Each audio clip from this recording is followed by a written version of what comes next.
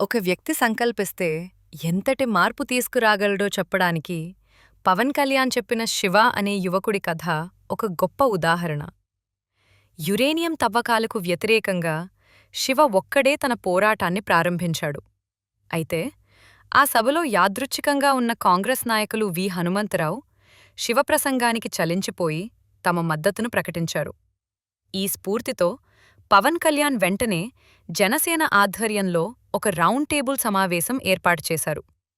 ఆయన పిలుపు మేరకు భిన్న ధృవాలైన పార్టీలన్నీ జనసేనతో కలిసి వచ్చాయి. రేవంత్ రెడ్డి వంటి నాయకులు సైతం ఈ సమావేశంలో పాల్గొన్నారు.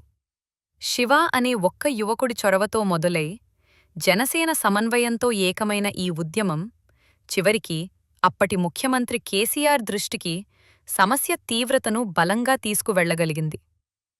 ఒంటరిగా ఒక వ్యవస్థని ఎదుర్కోవడానికి ఎంత ధైర్యం కావాలి? పవన్ కళ్యాణ్ మాటల్లోనే చెప్పాలంటే, ఈ గుండె ఎంత పెద్ద గుండెగా ఉండాలి, ఈ బుర్ర ఎంత బలమైన బుర్ర అయి ఉండాలి. ఆస్తిపరులు కాదు, ఆశయం ఉన్నవారే తనకు కావాలనే ఆయన సందేశం ఆయన నాయకత్వంపై ఉన్న స్పష్టమైన దృక్పథాన్ని ఆవిష్కరిస్తుంది.